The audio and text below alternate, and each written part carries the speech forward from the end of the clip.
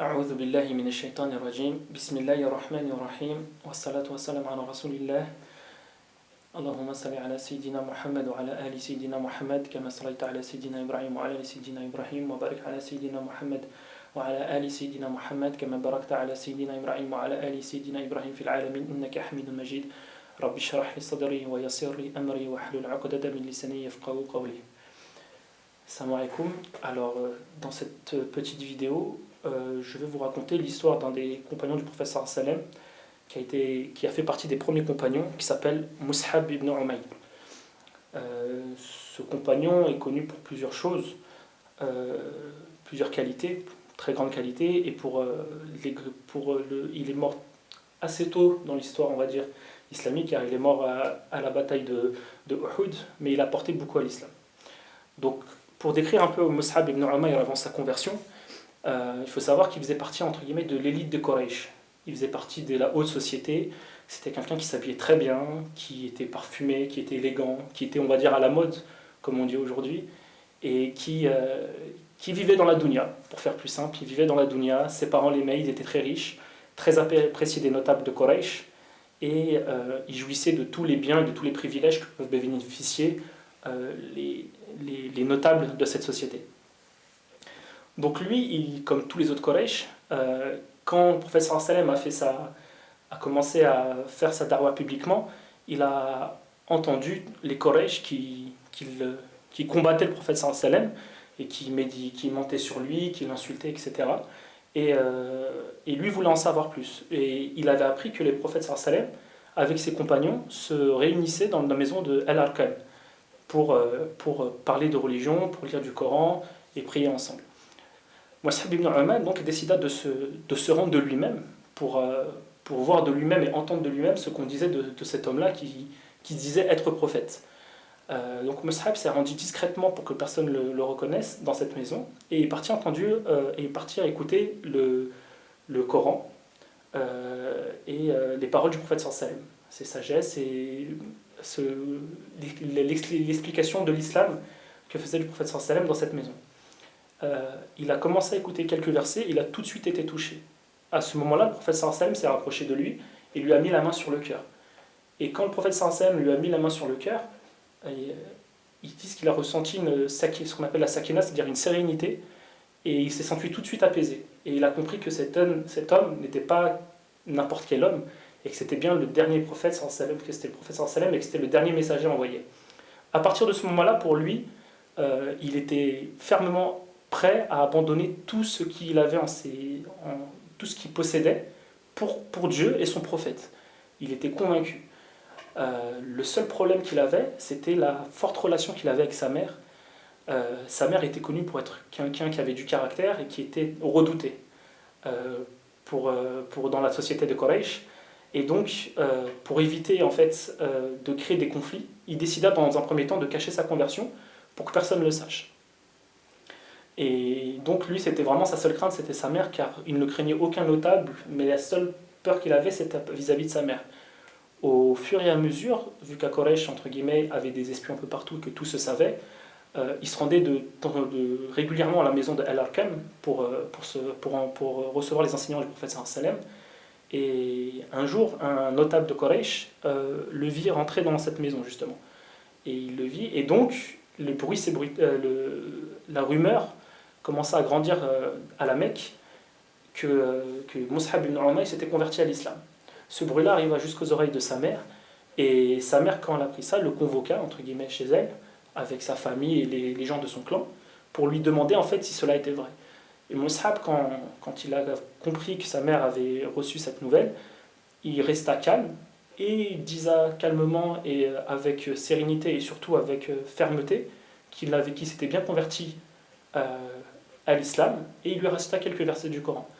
À ce moment-là, sa mère, prise de colère, en fait, voulut le frapper, mais elle n'y arrivait pas, car c'était quand même son fils et qu'elle l'aimait, et donc elle n'arrivait pas à frapper son fils, mais elle voulait se venger. Pour elle, il avait fait affront aux dieux qu'il vénérait, aux idoles, et donc pour le punir, en fait, elle l'enferma chez lui. Elle l'enchaîna dans sa maison pour qu'il ne puisse pas s'enfuir et pour qu'il ne puisse pas voir le prophète sallallahu alayhi wa sallam. Quelque temps après, il entendit que certains musulmans avait reçu l'autorisation par le professeur Sam de pouvoir émigrer en Abyssinie. Et donc, il était résolu en fait à partir avec ces musulmans-là, car il savait qu'en restant à la Mecque, il ne pourra pas être de grande utilité. Et donc, il réussit à s'échapper et partir avec ces musulmans-là, faire ce qu'on appelle la première émigration, la petite émigration, en direction de l'Abyssinie pour se réfugier chez le Négus. Une fois qu'il était là-bas, il resta vivre avec les musulmans, et une rumeur est arrivée jusqu'en Abyssinie qui disait qu'en fait, qu'à la Mecque, tout était redevenu normal, que les Quraysh ne persécutaient plus les musulmans, et qu'en fait, que les musulmans en fait, pouvaient revenir entre guillemets à la Mecque et vivre sereinement leur islam. Mus'hab, dès qu'il a entendu ça, il n'a pas hésité, il est reparti directement en fait, en direction de la Mecque, et en fait, il s'est avéré que c'était une fausse rumeur, et que les musulmans se faisaient toujours persécuter, et de plus en plus violemment, on va dire. Et donc Mus'hab était déjà parti, donc ils n'ont pas pu le retenir. Et quand il arrive à la Mecque, il a bien vu que cette rumeur était fausse. Et sa mère, quand elle le vit arriver, elle le menaça. Encore une fois, elle lui dit, je vais t'emprisonner, et comme tu t'es enfui, je t'emprisonnerai, tu resteras enfermé chez moi. Et Mus'hab, à ce moment-là, d'une grande fermeté, lui dit que chaque homme qu'elle enverrait pour l'emprisonner, en fait, il se défendrait, quitte à tuer cet homme. Quand sa mère vit cela, et qu'il était résolu à ne plus se laisser faire, sa mère comprit et le laissa tranquille, mais lui a dit en fait ces mots, elle lui a dit que tu n'es plus mon fils, et entre guillemets elle le déshérita. Ça veut dire que tous les privilèges, tout l'argent, tout ce qu'il pouvait bénéficier, à ce moment-là, il a tout abandonné pour Allah et son prophète.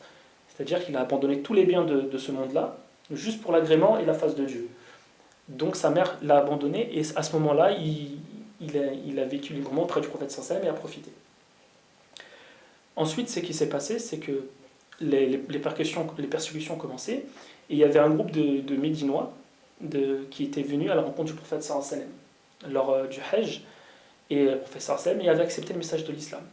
Et ils étaient revenus avec un groupe de 12 personnes, de 12 Médinois, pour faire ce qu'on appelle le serment d'Al-Aqaba. C'était le premier serment d'Al-Aqaba, ce qu'on appelle la bay'a. Ils sont venus prêter bay'a auprès du prophète sallallahu alayhi wa sallam, et s'engager, entre guillemets, à le protéger quoi qu'il arrive. Il y avait des termes dans cette bay'a, et le but était bien sûr de prêter allégeance au prophète sallallahu alayhi wa sallam et à Allah, et de respecter ses engagements.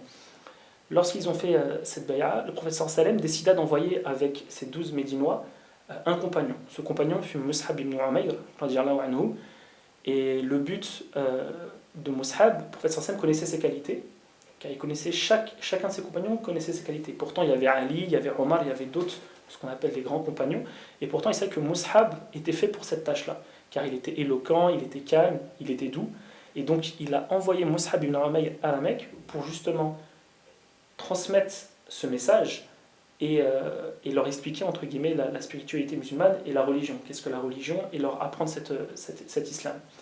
Mus'hab partit donc à Médine avec ces 12 Médinois, et une fois qu'il arrive là-bas, l'islam s'est propagé assez rapidement. C'est-à-dire que la majorité des gens de Médine ont accepté le message de l'islam, et pendant toute cette période-là, il y avait une histoire particulière où un chef d'une des tribus de Médine est énervé de voir cet homme venu de la Mecque prêcher en fait une nouvelle parole. Et donc il est venu armé d'une lance et d'un air assez agressif pour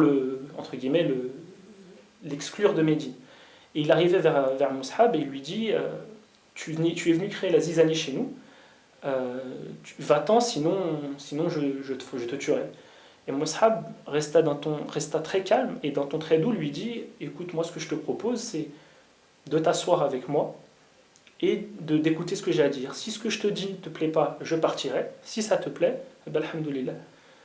Celui qui était venu, ce chef de tribu qui était venu d'un air menaçant, se calma et dit c'est un marché équitable.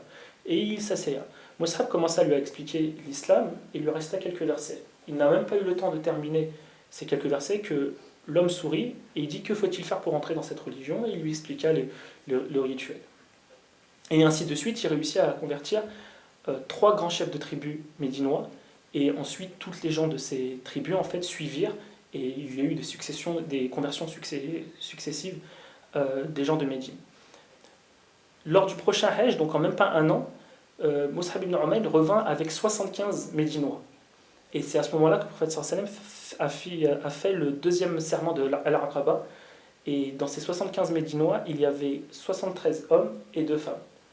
Et donc tous ces hommes-là et toutes ces femmes-là prêtèrent allégeance au prophète sallallahu alayhi wa sallam, on fait ce qu'on appelle la bay'a, et s'engagèrent, entre guillemets, à défendre le prophète sallallahu alayhi wa sallam comme s'ils défendaient mieux que leurs enfants et leurs femmes, et de défendre le prophète sallallahu alayhi wa sallam jusqu'à la mort, à s'engager avec le prophète sallallahu alayhi wa sallam. Une fois fait ces engagements, dans ce groupe de 75, le prophète sallallahu alayhi wa sallam désigna, il y a eu 12 représentants de ces 75 personnes, et ces 12 représentants étaient de chaque tribu ou clan différent. Et le prophète sallallahu alayhi wa sallam a fait une autre bayra avec ses représentants, et il leur dit ces mots-là. Il leur dit: vous vous engagez pour votre peuple comme le firent les apôtres de Jésus, fils de Marie, pour les leurs. Et je m'engage quant à moi pour mon peuple, c'est-à-dire les musulmans. Et ils répondirent oui.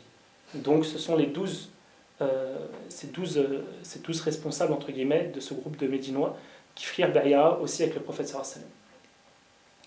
À partir de ce moment-là, il y a une autre histoire en fait concernant Mus'ab ibn Umayr, c'est que vu qu'il avait renoncé au bien de ce bas monde, son apparence physique se dégrada, c'est-à-dire qu'il n'avait plus de vêtements, on raconte qu'il n'avait qu'un vêtement ou deux de rechange, et que les gens, quand ils le voyaient, en fait, quand ils savaient comment il s'habillait avant et quand il le vient maintenant, étaient attristés, car il avait tout abandonné et son apparence se dégrada. Il portait des haillons sur lui, et un jour, le prophète sallallahu alayhi wa sallam le vit, et quand il le vit, il dit: j'ai vu cet homme, entre guillemets, habillé, parfumé, dans la haute société, favorisé par ses parents, et aujourd'hui je le vois qui a tout abandonné pour Dieu et son prophète.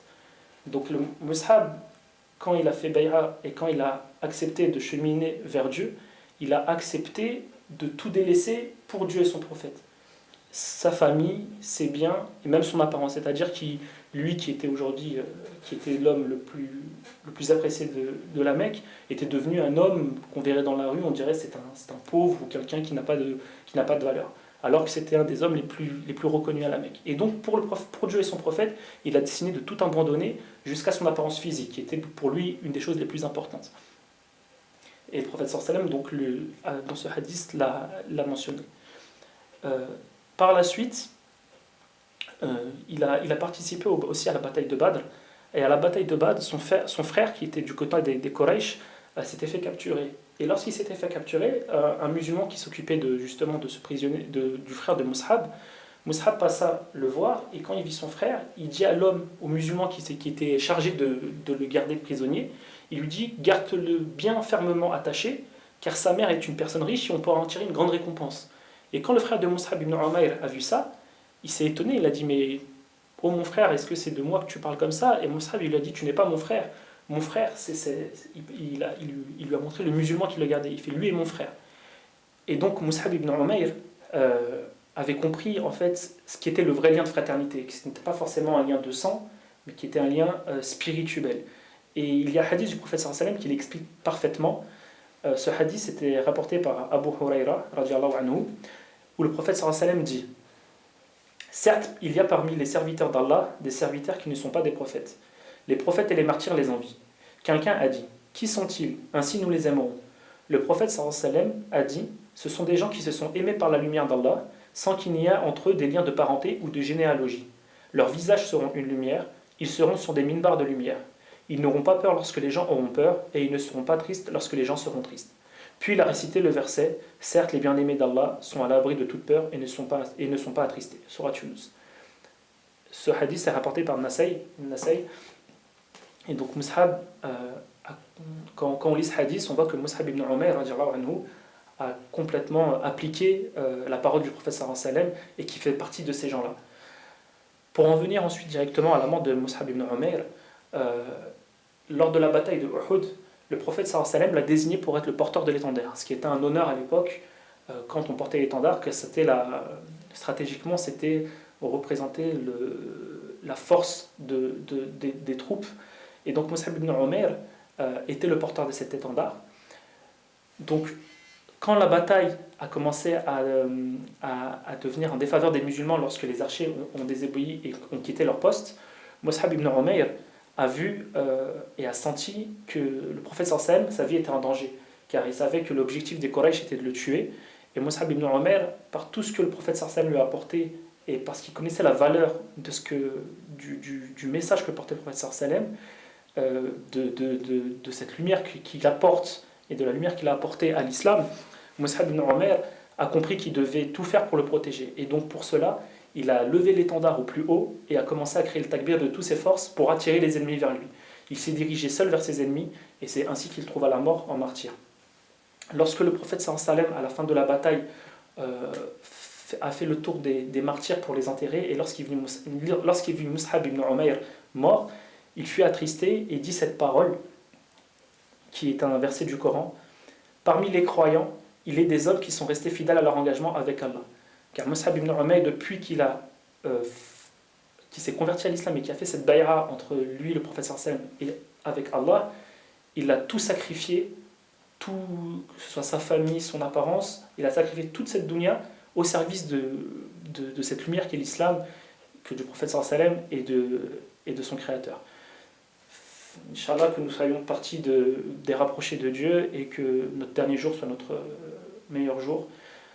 اللهم صل على سيدنا محمد عبدك ورسولك النبي الأمي وعلى آله وصحبه وسلم تسليما سبحان ربك رب العزة عما يصفون والسلام على المرسلين الحمد لله رب العالمين. السلام عليكم.